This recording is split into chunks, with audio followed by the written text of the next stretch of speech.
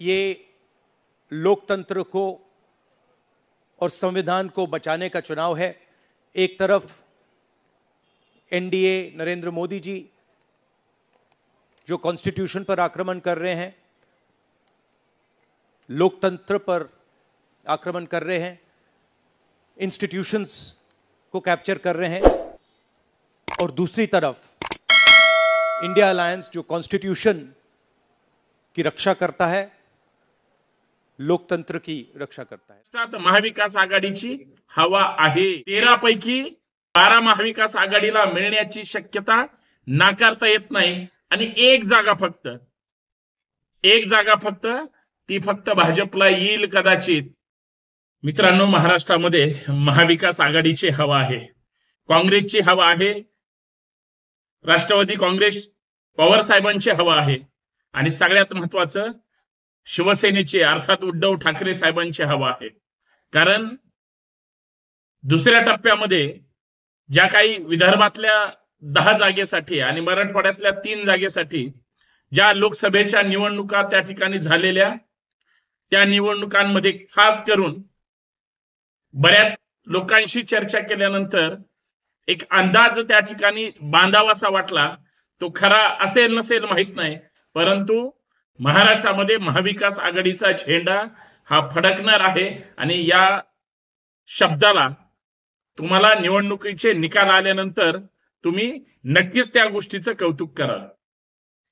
हिंगोली असेल, नांदेड असेल, परभणी असेल, चंद्रपूर असेल, गडचिरोली असेल, भंडारा असेल, अर्थात गोंदिया सुद्धा, रामटेक असेल, नागपूर असेल, वर्धा असेल, यवतमाळ असेल, अकोला असेल, अमरावती असेल आणि आपला बुलढाणा, या सगळ्या लोकसभा मतदारसंघाची बारकाईने जर अभ्यास केला, आपण सगळ्या मतदारसंघाची चर्चा करत असताना 13 पैकी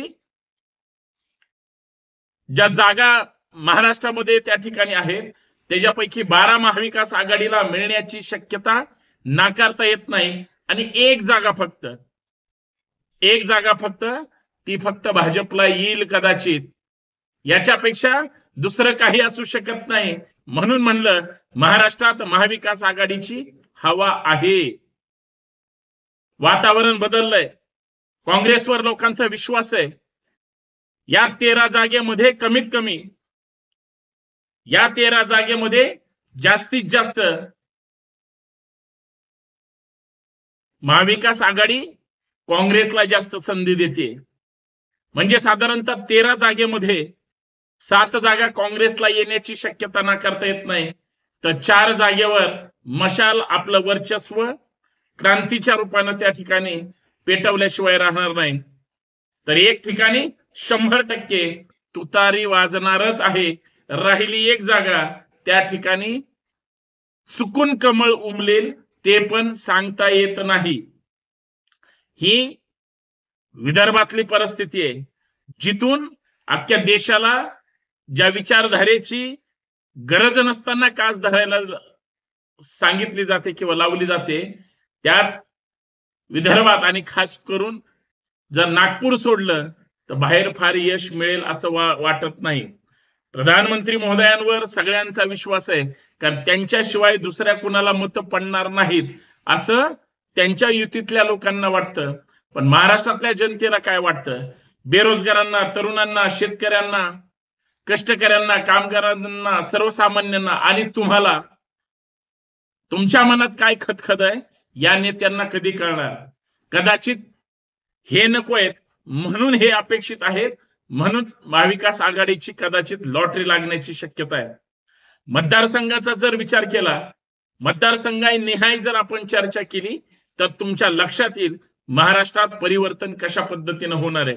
आणि याच मुद्द्यावर मित्रांनो चर्चा करतोय, कारण ही ब्रेकिंग न्यूज आहे।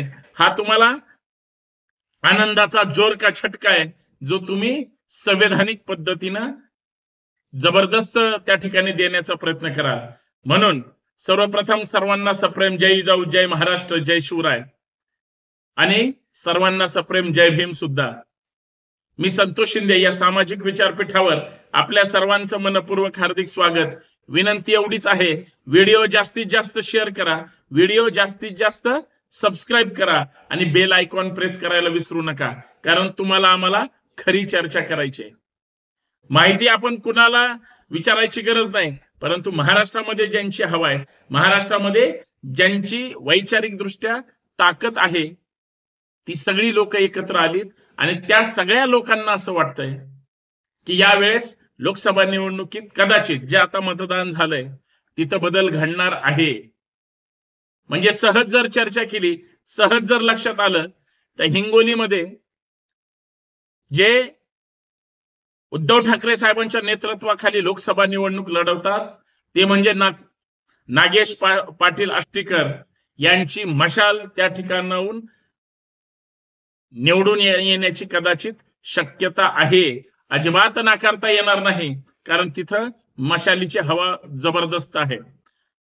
हिंगोलीतून थोडं शेजारी जाऊया, नांदेडमध्ये.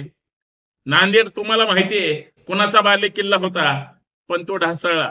परवाची जर सभा बघितली अशोक चव्हाण साहेबाची, भाजपमध्ये जाऊन सुद्धा लोक, खासदारकी देऊन सुद्धा लोक सभेला येत नाही.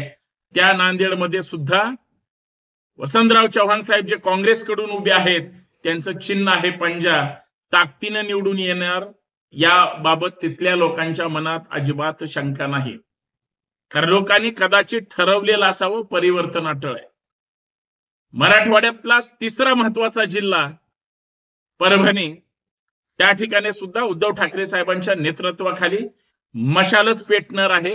याबाबत शंका असण्याचं कारण नाही, कारण माननीय महादेव जानकर साहेबांना जरी भाजपनी सांगलीवरून त्या ठिकाणी परभणीला बोलवलं जरी असलं, तरी तिथल्याच लोकांनी, खास करून मित्रांनीच जानकर साहेबांच्या चुकीचा त्या ठिकाणी ट्रोलिंग करून, चर्चा करून जानकर साहेबांना बॅकफुटवर पाठवलं. मोदी साहेबांनी सांगितलं शिट्टी वाजवा म्हणून, लोकांनी त्या ठिकाणी पंजाला किंवा मशालीला किंवा तुतारीला अशा पद्धतीनं वातावरण निर्माण करून त्या ठिकाणी सुद्धा महाविकास आघाडीचे मशाल चिन्ह घेऊन बंडू जाधव साहेब त्या ठिकाणी निवडणूक लढवत आहेत. तिथं मशाल सुद्धा क्रांती करणार आहे.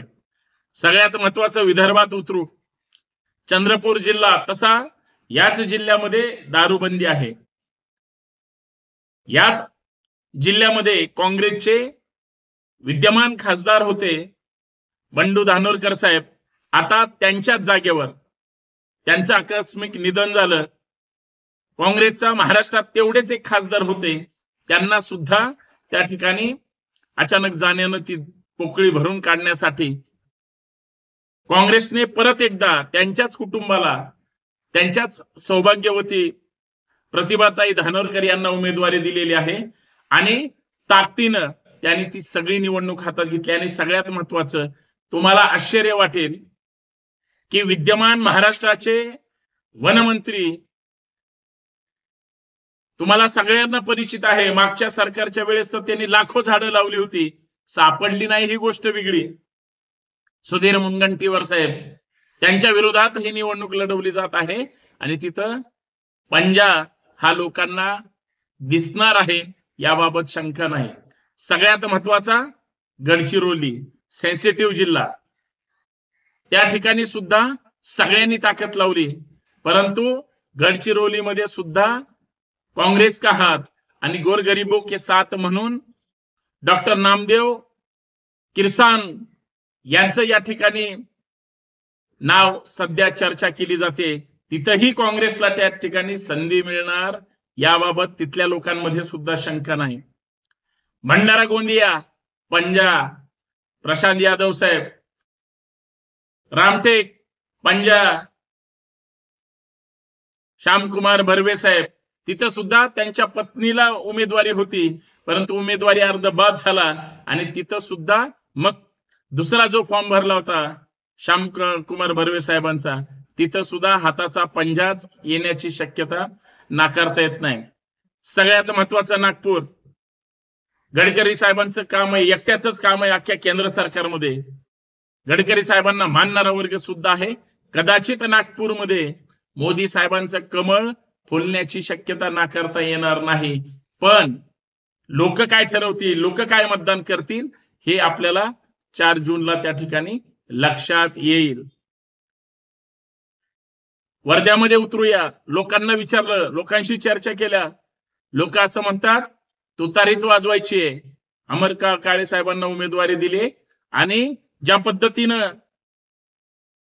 शिवसेना फोडली गेली, ज्या पद्धतीनं राष्ट्रवादी फोडली गेली, कदाचित विदर्भात तुतारी वाजवल्याशिवाय महाराष्ट्रात आवाज जाणार नाही. म्हणून वर्ध्यामध्ये तुतारी वाजण्याची शक्यता नाकारता येत नाही. म्हणजे एवढ्या सगळ्या जागेवर मग बाकीच्या जिल्ह्यामध्ये काय होईल? मग यवतमाळ, वाशिम, मशाल, अकोला, परत पंजा, काय तिथं सुद्धा अभय पाटील साहेब ताकदीने लढतायत. काय होईल काय नाही आपल्याला कळेलच, परंतु हवा काँग्रेसची आहे. अमरावतीमध्ये सुद्धा अकोल्यात पंजा म्हणल्यानंतर अमरावती पाठीमागे कशाला राहील? कितीही ताणू द्या, कितीही प्रयत्न करू द्या, कुणाच्याही सभा घेऊ द्या, परंतु अमरावतीमध्ये सुद्धा लोकांचा हात परत बळकट होईल आणि तिथं सुद्धा पंजा येण्याची शक्यता नाकारता येणार नाही. आणि सगळ्यात महत्वाचं, अमरावतीची सगळीकडे चर्चा होती म्हणून पंजाला तिथं लोकांनी महत्व दिलं, बाकीचं नकोय म्हणले. स्टंट करण्यात मजा नाही किंवा गोंधळ घालण्यात मजा नाही, तर या महाराष्ट्राला पुढे घेऊन जायचं असेल तर हात. आणि आपला सगळ्यात महत्वाचा 13वा जिल्हा म्हणजे जिजाऊंचा बुलढाणा जिल्हा. त्या जिजाऊंच्या बुलढाण्यामध्ये सुद्धा खेडेकर परिवारातीलच खेडेकर साहेबांची त्या ठिकाणी मशालच परत क्रांतीची मशाल पेटल्याशिवाय राहणार नाही. म्हणजे याचा अर्थ काय? ज्या 13 जागा आहेत त्याच्यातल्या 10 विदर्भातल्या आणि 3 मराठवाड्यातल्या, त्या 9 विदर्भातल्या जागा ह्या कदाचित इंडिया आघाडी, महाविकास आघाडीला जातील अशी लोक चर्चा करतायत. तर दुसऱ्या बाजूला मराठवाड्यात सुद्धा म्हणजे आश्चर्यकारक, तिथं सुद्धा तिन्हीच्या तिन्ही जागा ह्या महाविकास आघाडीला, विदर्भातली नागपूरची जागा मात्र नितीन गडकरी साहेबांना कमळाला. हे जर असं झालं तर किती कॉन्फिडन्स वाढेल, किती कॉन्फिडन्स असेल आणि लोकांच्या मनामध्ये काय आहे असं जाणवेल. मला एवढंच म्हणायचंय, आपण चर्चा केली, आपल्याला वाटतंय असं होईल, असंच होईल, आपल्याला वाटतंय असं झालं पाहिजे, असंच झालं पाहिजे, आपल्याला वाटतंय या देशात सत्ता परिवर्तन झालं पाहिजे, झालंच पाहिजे. पण लोकांनी त्यासाठी, हे सगळी चर्चा झाली आपली, ही सगळी चर्चा महत्वाचीच आहे. संतोष शिंदेनं सांगितलं म्हणजे महाराष्ट्रात चमत्कार घडणार आहे असं जर वाटत असेल तर हे फक्त माझी मत आहेत. पण यासाठी झाडून 100% मतदान करणं अपेक्षित आहे. हे विदर्भात होणं शक्य आहे, मराठवाड्यात होणं शक्य आहे.